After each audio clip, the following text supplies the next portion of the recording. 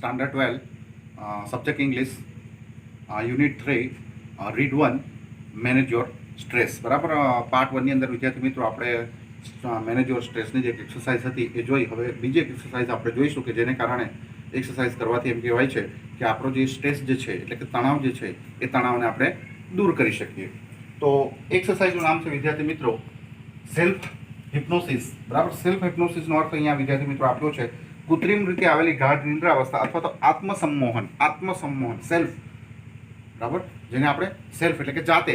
બરાબર, અને હિપ્નોટિઝમ તમે શબ્દ સાંભળ્યો છે. ઘણી વખત હિપ્નોટિઝમ કરવામાં આવતું હોય. બરાબર, અથવા તો આપણે થઈ જતા હોય કે કૃત્રિમ રીતે આવેલી ગાઢ નિંદ્રા. બરાબર, કુદરતી રીતે નહીં પરંતુ કૃત્રિમ રીતે. તો જો you can use this self hypnosis state to relieve mental stress. જો you can use this self hypnosis state to relieve mental stress. Mental stress એટલે કે માનસિક તણાવ જે છે એ માનસિક તણાવ દૂર કરવા માટે આ સેલ્ફ હિપ્નોસિસ નામની જે એક્સરસાઇઝ જે છે, બરાબર, એ એમ કે છે જો આપણે કરીએ તો એમ કે છે એના દ્વારા આપણે તણાવને દૂર કરી શકીએ અને તણાવ દૂર કરવા માટે આ એક્સરસાઇઝ આપણા માટે ઉપયોગી સાબિત થઈ શકે.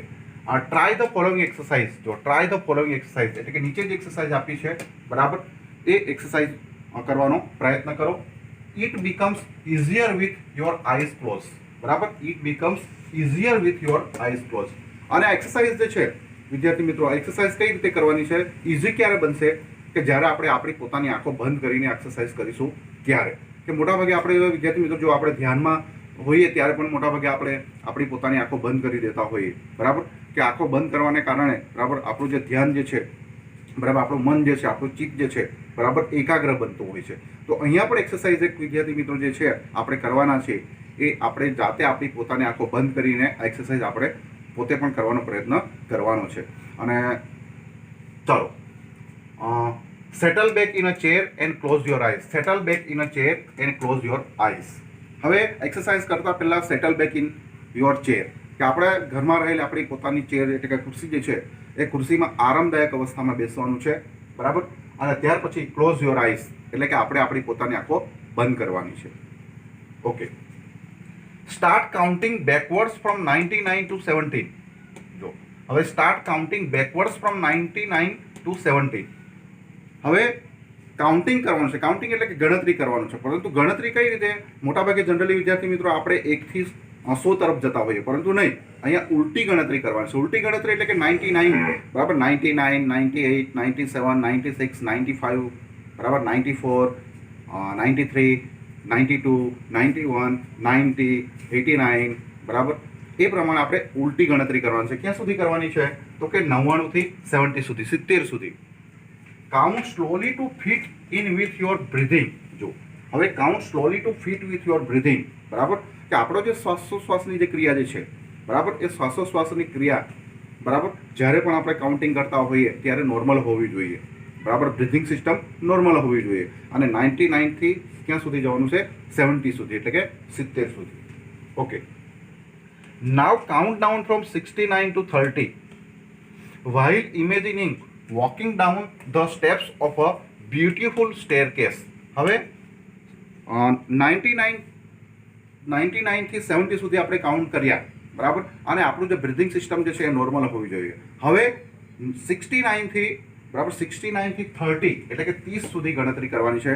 અને જ્યારે એ 69 ટુ 30 એટલે કે 69, 68, 67, 66, 65, 64, 63 એ રીતે જ્યારે આપણે 30 સુધી પહોંચીશું ત્યારે એવું આપણે ઇમેજિનિંગ કરવાનું છે, એવી કલ્પના કરવાની છે કે walking down the steps of a beautiful staircase, કે આપણે સરસ મજાના સુંદર દાદરો, સ્ટેરકેસ એટલે દાદર કે પગથિયા, સુંદર મજાના પગથિયા પરથી આપણે ઉતરી રહ્યા હોઈએ એવી ઇમેજિનેશન એટલે કે કલ્પના કરતા આપણે આ ગણતરી કરવાની છે. કે ધારો કે કહેવાનો મતલબ કે 69 એટલે એક પગથિયું, બરાબર, 68 એટલે બીજું પગથિયું, 67 એટલે કે ત્રીજું પગથિયું, 64 એટલે કે ચોથું પગથિયું. એ રીતે કાઉન્ટ કરતા આપણે સરસ મજાના સ્ટેરકેસ એટલે કે દાદર પરથી ઉતરી રહ્યા હોઈએ એવું આપણે ઇમેજિનેશન એટલે કે કલ્પના કરવાની છે.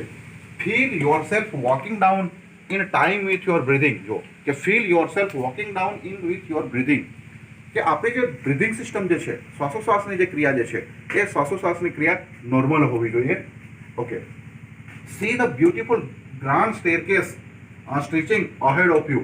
બરાબર, અને આપણી સમક્ષ આપણી સામે એટલું સરસ ગ્રાન્ડ એટલે કે ભવ્ય સ્ટેરકેસ, બરાબર, સરસ મજાનો દાદર હોય, બરાબર, સરસ મજાના પગથિયા છે, બરાબર, અને આપણે એ પગથિયા પર કાઉન્ટ કરતા કરતા ઉતરી રહ્યા છે, બરાબર. એ રીતે ઇમેજિનેશન એટલે કે એ રીતે કલ્પના કરવાની છે. Okay, imagine the steps are carpet so that your progress is as effortless as possible. જો imagine the steps are carpet, હવે પગથિયા જે છે પગથિયા ઉપર સરસ મજાનો જાજમ એટલે કે કાર્પેટ, બરાબર, સરસ મજાનો જાજમ, લાલ કલરનો જે જાજમ આવે, બરાબર, કાર્પેટ બિછાવેલી છે અને એટલો સરસ છે એ સ્ટેરકેસ, એટલા સરસ પગથિયા છે, બરાબર. એ કલ્પના કરતા કરતા કાઉન્ટ કરતા કરતા, બરાબર, બેક 69 to 30 સુધી આપણે કાઉન્ટ કરતા કરતા કરતા પગથિયા ઉતરવાના છે, એટલે કે બેક જવાનું છે, કે જેને કારણે એમ કે છે આપણો જે પ્રોગ્રેસ જે છે, બરાબર, આપણી જે પ્રગતિ જે છે, બરાબર, એ પ્રગતિ આપણી કેવી પ્રોગ્રેસ જે છે આપણો પ્રોગ્રેસ સારો રહે, effortless as possible. Okay, now count down from 29 to 0. હવે 30 સુધી આવ્યા ગણતરી કરતા કરતા, હવે 30 થી 0 સુધી જવાનું છે. જો ઉલટી ગણતરી કરવાની છે, 99 થી 0 સુધી. તો કે 29 to 0 while imagine drifting further down in luxurious lift. જુઓ, ડ્રિફ્ટિંગ નો અર્થ થાય છે એક ધારો, બરાબર, ડ્રિફ્ટિંગ further down in luxurious lift. હવે 29 થી 0 સુધીની ગણતરી કરતા કરતા આપણે એવું વિચારવું છે કે આપણે એક લક્ઝરિયસ લિફ્ટ, બરાબર, જબરજસ્ત લિફ્ટ જે છે, બરાબર, કે ઊંચી બિલ્ડિંગ હોય અને બિલ્ડિંગ ઉપરથી નીચેની તરફ આવવું હોય, બરાબર, 15-20 માળની ધારો કે બિલ્ડિંગ હોય અને આપણે નીચે આવવું હોય તો સરસ મજાની ત્યાં લિફ્ટ હોય છે.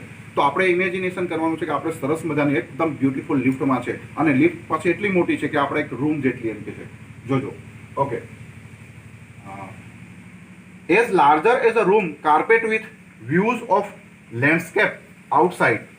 હવે જ્યારે આપણે એમ કે છે એ લિફ્ટમાંથી નીચે ઉતરતા હોઈશું, બરાબર, લિફ્ટમાંથી નીચે આવતા હોઈશું તો આજુબાજુનો જે વ્યૂ જે છે, બરાબર, આજુબાજુનું દ્રશ્ય જે છે એ દ્રશ્ય એટલું અતિ સુંદર છે કે આપણને જોવું ગમે છે એમ કે છે. જોજો, with views of landscape outside, watch the decreasing number along with your breathing. જો કે watch the decreasing number along with the breathing. અને આ પણ આપણે જે 30 to 0 સુધીની જે ગણતરી છે એ પણ આપણે નોર્મલ બ્રીથિંગ સિસ્ટમ સાથે જ કરવાની છે.